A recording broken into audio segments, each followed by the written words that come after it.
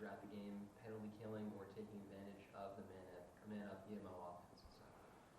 Yeah, I'll just say that we had a lot of practice on the man-down stuff today. I thought we were, down a good amount. I'll leave it at that. And, I thought our guys did a good job. I thought Ryan bailed us out a few times at the doorstep, but I thought we had a pretty good game plan.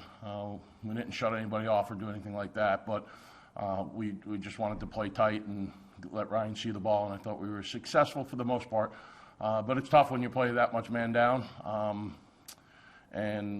thought our guys did a really good job. And conversely, I'll let these guys answer, but man up, I don't think we had a ton of opportunities, but, I thought we made the most of it when we did. And, it's something we've been doing on both ends of the field all year on both man up, man down. I like our numbers there, and I think it's something that we need to continue to improve on and focus on. Yeah, I'll speak on the man down in particular. I think man down is something we pride ourselves on. I know we're higher up there in the country in the percentages. I'm not too sure. I'm sure Coach Peluso knows. But we were definitely tested today. Like I said, it's something we pride ourselves on. Gavin Motti does an incredible job as our man down specialist. We're being flexible, putting guys in different spots all the time. And I think Gav especially stepped up to the plate today. Got their sticks on hand, so I was able to make some saves in those moments. I can't really talk about the man-up, so Sav, that one's you, baby. Yeah, we didn't have too many man-up opportunities until the end of the game there, but I think when we did have them, we really capitalized. We put some new stuff in for this weekend, and I think we really executed. And a shorthanded goal as well. Oh, yeah. That's great for you guys. Question for you guys. It was pretty close in the first quarter, a bit of the second. We seen you guys just flip the switch. What do you think was the spark of that starting round? Yeah, I think that's been kind of our MO this year. We've had some slower starts. I don't think we started real fast today, but we talk about playing fast and getting up and down, and I think with that type of play, sometimes you make mistakes and sometimes you let some go that you probably shouldn't, but it's risk versus reward. I think when you push the ball and go hard, I thought our shooting at first was not great. I thought we then dialed it in.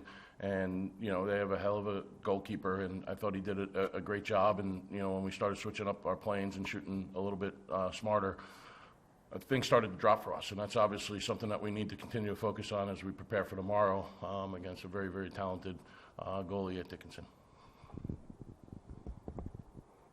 So you guys got your work pretty cut out for you, obviously. Another game out here on Biddle, kind of the next 24 hours. So what do you guys what's your process to get ready for that, get the right headspace? Yeah, I'll talk about the coaching part of it, and then these guys can talk about the playing part of it.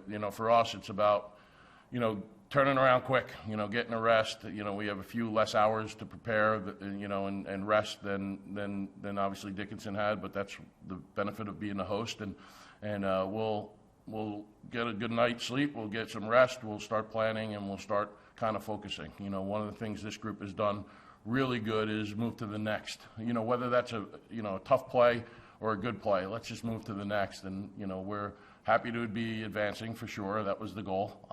And I think our group has been pretty good about that over the years. But we're focused on what's next, and a few hours difference. And we have to play a very good team, and we'll prepare for that just like we have in other situations this year. So we're looking forward to it, and it sure beats the alternative, and that's packing up and not doing anything tomorrow. So these guys are excited about being together, longer, which is the goal. Every day we want to earn the next one.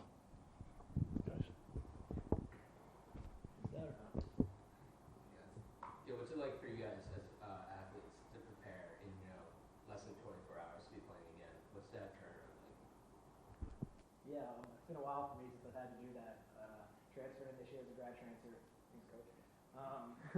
I've never competed in the NCAA tournament, so today's my first time going back-to-back. Back in high school, I've done it.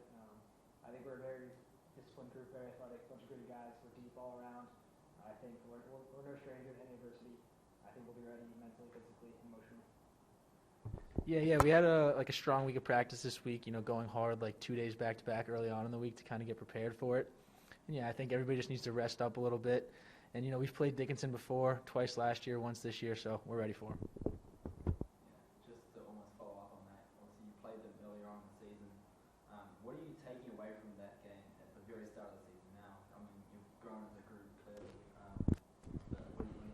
Yeah, it was 85 days ago tomorrow. So, not that we're counting, but that's a lot of weeks. And at the end of the day, that's 12 weeks ago at this point. Our team's different. Their team's different. We'll have to continue to do our thing. I'm sure that's what they're going to continue to do their thing. So, really, we do know them. We respect them. We know how strong they are in a lot of areas, almost every area. So, really not much different except for hope for being a better version of ourselves in this one. I thought the first time, if you guys were there, we had a nice first half, and then the second half kind of, fell apart a little bit, and that credit goes to them. But I also think that we could have done some things a little differently, and I'm sure they'll do some things differently as well. So really at this point, I don't think it's an advantage, a disadvantage. I think it's another game, and it's a good one. And as I told these guys, and you guys can appreciate this, there's 16 teams left. Everybody's pretty darn good at this point. There's not a lot of teams that aren't very good left. Everybody who's advancing is a great program, and we know what we have in store for us tomorrow against a very strong Dickinson group.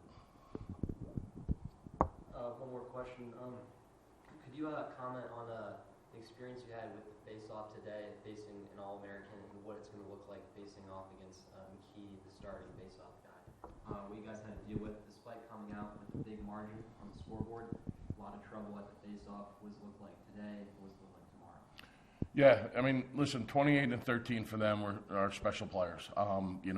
We knew that going in, and we knew that we were going to have to win specials outside of face-offs.